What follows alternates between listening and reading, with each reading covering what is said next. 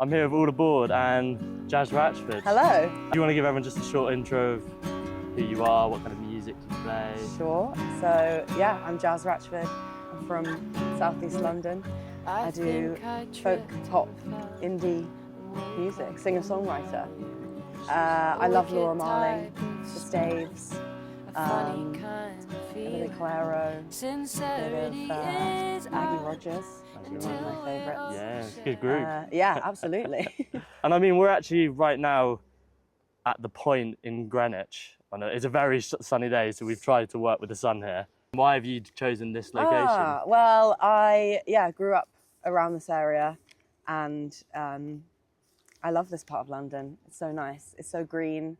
People are friendly, and as a teenager, all around here is where we would hang out. I love London. I also hate it in some ways, as I think everyone who lives here does. But yeah, more of like a nostalgic place rather than like now a musical place. I mean, when you talk about London cropping up in your lyrics, what is there any examples of that you might have?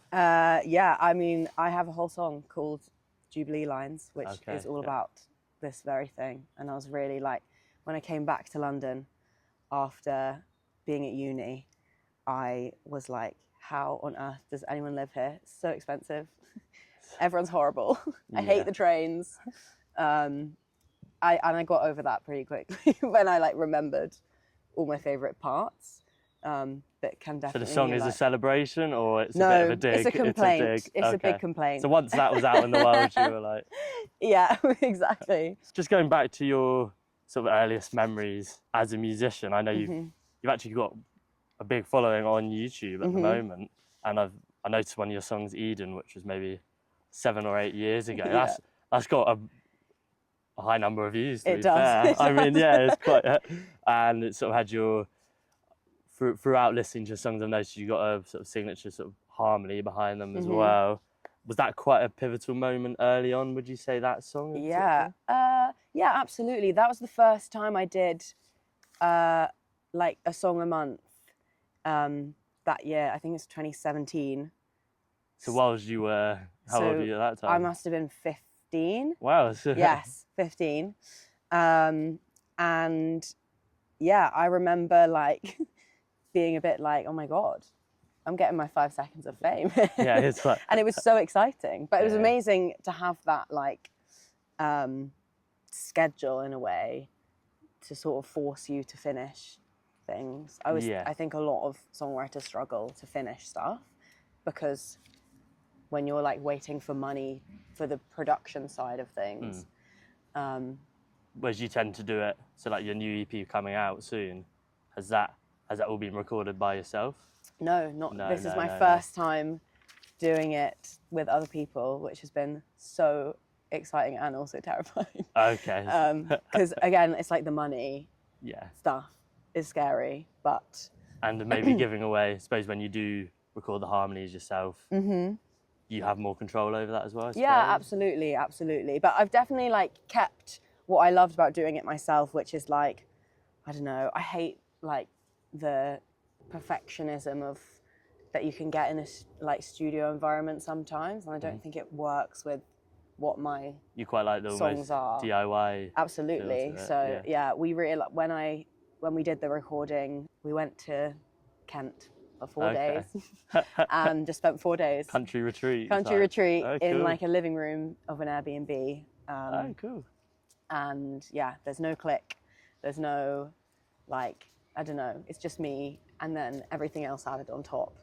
So it's just the one take that you picked in particular? Okay, yeah, cool. Pretty much. Yeah. So yeah, I loved doing it that way because I think you get like better performance out of it rather than doing it bit by bit. Yeah. Which I always hated doing because it kind of makes you overthink your vocals and... Yeah, there's sort of a charm in the little nuances of Absolutely, mistakes, absolutely, I suppose, yeah. Yeah, it's really hard sometimes to just let go, but like, I love that. Specifically at your lyrics, I noticed, like, as we talked about Jubilee earlier on, how I feel like it can be sometimes a somewhat satirical way to your lyrics. Is that something you're conscious of and you do purposefully, I suppose? Yeah, absolutely. Yeah. I think I'm like a very sarcastic person in life. Okay, so it just comes out quite naturally, I suppose. Pretty much. But I enjoy like a bit of mixing seriousness and silliness. Yeah. I really like. Into the same song, or yeah, absolutely. Throughout the songs, into the same song. But I think I write songs very similarly to how I speak. Yeah. So I wouldn't say I think about it too much. So it does the songs are almost part of your character in a way. Yeah, absolutely. Also, like, they're so much more fun to perform when they're a bit silly, Bit silly, or funny, yeah. or just like, I love getting that response when you can kind of feel the energy from the crowd as yeah. well. And a bit of like talky singing. I love that. Laura Marling does that amazingly, she, I really want to have more of that. So that's almost, you think Laura might have been where you found out that was a sort of possibility? Yeah, I think so. This has been like probably a more recent thing. I think a lot of my old music, I was very sincere and like serious, which I can be, and that's nice. But I think I've really enjoyed like just taking the piss a little bit. It's like not taking it so seriously. Is there any particular songs that you feel might show that really well? Like maybe, I mean, you got a new song, Sick of Me. Yes, Sick of Me. I mean, and then we did a music video with a carrot. Yeah. So that's a perfect example. I mean, where did the carrot come from? Oh, wow. I mean, one of my best friends, while we were at uni, dressed as a carrot once for Halloween, and we all went to like a club night, and her ex was there. And I just remember finding it like so cool that she was dressed as a carrot and sort of like running around this club trying to like avoid her ex. Then I just had this idea that I really wanted to dress as a carrot. I feel that fits with the sort of lyrics of Sick of Me. Like, what is Sick of Me about? So Sick of Me was about around that same, like, few years ago, I had been broken up with, and I was living, this is when I lived in Cambridge. It's a very small place, and you see people all the time. Good and bad. Yeah, good and bad. So it's kind of about that, and just how, like, done with, like, I just couldn't be bothered, basically. So it is a bit, again, like, a bit sarcastic. So it's kind of weird, because then you've got to, like, try and relate to yourself again, even though I don't really quite. I was like, I don't feel like this anymore. So what do we do? In terms of your lyrics, do you just typically write a lot in your bedroom? I mean, obviously some of your ideas come from funny experiences in clubs, or out and about, I suppose. Is that typically where they come from, or? Yes, all of my songs are based on like myself. Yeah. I know some people write so well about like imagined things, and I've never been able to do that. Never. Like, I can't create this fancy world. Yeah, or like create stories that feel believable or like authentic, I suppose. Yeah. So yeah, but I mean, I write everything down. I've kept journals since I was about 13, so I've got everything. There's a fair few journals. So many. But even when I'm out and about, like, people will say things, or just like funny little turns of phrase, or like things that I've seen, and it's all straight in the phone. So you sort of notes it on your phone? Yeah. It's full of crap, basically. And then would you write on your notes, or is that when you then bring the ideas home? So then usually, like, it'll always be, I mean, I play guitar every day, so occasionally you'll just start singing based on something I've written down or whatever it is, and I'll like type it up. But most of my songs are like sit down, write the whole thing, don't think about anything else, and then I don't rewrite much and I don't change much after that first. Once it's really once Pretty it's much. there, it's Yeah. Usually, I always think that things that I've worked too much on, it probably wasn't a great idea in the first place.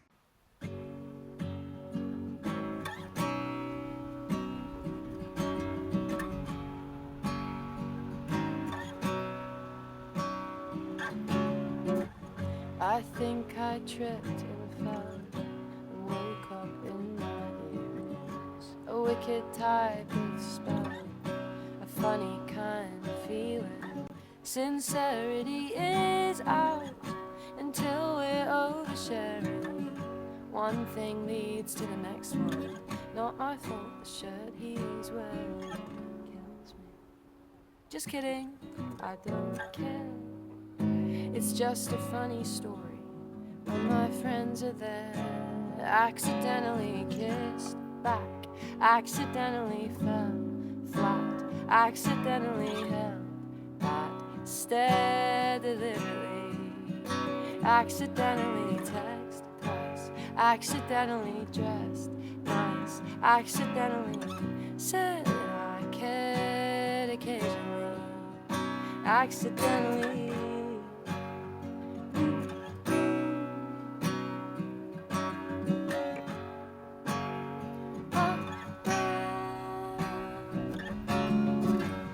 It's just a passing phase, a temporary cure for boredom, a way to fill my days and get me through the autumn. Foolishness is in until I say it isn't. One thing leads to the next one. Not my fault the way he whispers kills me. Just kidding, I don't care. It's just a funny story when my friends are there.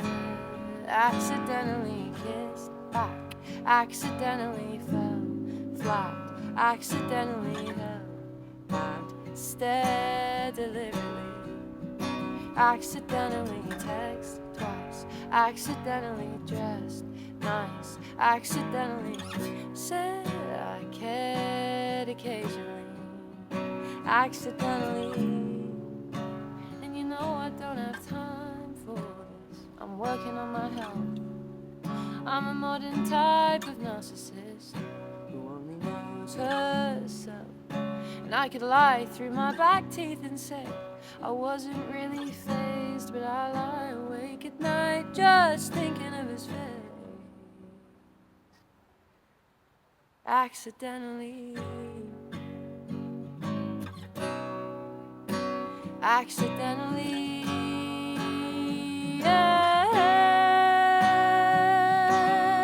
kissed back, accidentally fell flat, accidentally held that stare deliberately, accidentally text twice, accidentally dressed nice, accidentally said I cared occasionally. Accidentally.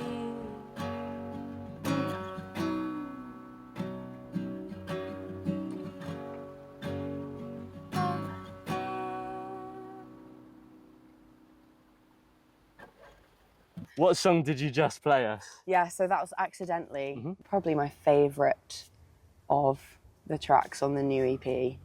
And I love playing that one live. So fun. How did that song originally come about? Well, it's a song about like basically sleeping with someone you probably shouldn't, and telling all your friends that it's all chill, all fine. Just tripped and fell accidentally. Don't really care. Okay. When you actually really do. Explain where we've come to now. Yeah. So this is called Ranger's House, and it's like on the edge of Greenwich Park, and it's where they film the front of Bridgerton, apparently. Specifically at your new EP that is coming out, you Yeah. talked about recording it down in Kent. What's the sort of theme of the overall EP? I think it talks a lot about honesty, and a lot about expectation and truthfulness, which I think I've been thinking about a lot in the last kind of couple of years. So there's a couple of like specifically at relationships in a way. Well, there's a couple of songs about relationships. There's one about London, and there's one about like climbing the corporate ladder. There's one about how I think my teenage self would react to me now. But yeah, it's about like being honest with yourself, being honest with other people, and what that means, and understanding what that is, basically. Yeah. Well, I mean, funny enough, the song you say about thinking about how your younger self might think of you now, there's a question I've asked a few times, which I quite like hearing, which is if you were to imagine now you're talking to your 15-year-old self and you would show them a song you've written potentially from this EP or another song in your catalogue that you think they would be proud of, which song do you think you might pick? Oh, wow. What a nice question. I mean, Seconds, which was on for my last EP, the title track. I'm so proud of that song. And it's quite a simple song. I think my 15-year-old self would have really liked it because it was very like her. Whereas my new music's a bit more fun. I also think she'd be impressed that I like jollied up a little bit. Okay. Stop being so depressing. I'm quite a happy person, so yeah. I do like writing upbeat songs. And as I said, like, even if the subject matter's not necessarily upbeat, I always think it's quite fun to like make fun of myself a little bit because like nothing's that serious. And what is your EP going to be called? Are you able to share these details? Great question. Yeah, why not? Why I mean, not? I'm my boss. Yeah, that's true. Yeah, it's called Big Parade, which is a lyric from one of the songs called Sweet Memorial. I didn't know what it was going to be called for a really long time, and my lovely friend Harry came with me to our recording days to basically take loads of pictures and just have fun. Yeah. And me and him did a bit of a brainstorm on the last day, but that was his suggestion, and I think it is the best one. Why do you feel that fits the EP well? Well, I think like these last 2 years of like me being out of education have been a bit of a big parade. Like, roller coaster, yeah. A bit of a like crazy ride. Prince has got an album called Parade. Maybe it's a song. And I love Prince. So you've just upped the Big Parade. It's big. You've upped It's Prince. big. Ironically, it's like so. The sound is not big at all. It's like classic jazz. Well, that's a little bit small. And what about the cover art? Yes. Just so people have an idea. It's me like sitting backwards on a bench, basically like that. And you can't see my face, but you can see my shoes. Okay. And my hair on the ground. But she's got a film camera, so I was like, can you come and help me take some pictures? And I sort of initially thought it was going to be like something quite somber, and but she's fantastically silly and was like telling me to do cartwheels and sit backwards on a bench. This is a video shoot, what's going on? And I was like, this picture's never going to turn out good. And then as soon as I got them back, I was like, that's the one. It's got to be that. I love it. You host Off the Record once a month at Greenwich. Yes. I mean, how important is building that community and having people like your friends on board on that venture as well? Yeah, I mean, it's been so good. That's my favourite part about doing it. We have 3 artists every month, and I like host it basically. And I've met the nicest people ever through doing that. And there's lots of people running gigs in London, and it's just such a it just feels so nice to have people there. But it makes me really happy to have it in kind of nearby to where I'm from, local to me. Around the sort of Greenwich area. In Southeast London, it's such a nice area, and the venue as well, Greenwich Theatre. I just love it there. The people, there's lots of people there who just care a lot about putting stuff on and having a space and giving it to people to put stuff on, which is really nice. Trusting other people in that. Absolutely. A lot of, it can feel a bit daunting to run events and shows and plays and all of this stuff. I think that they've done a really good job of like supporting young artists.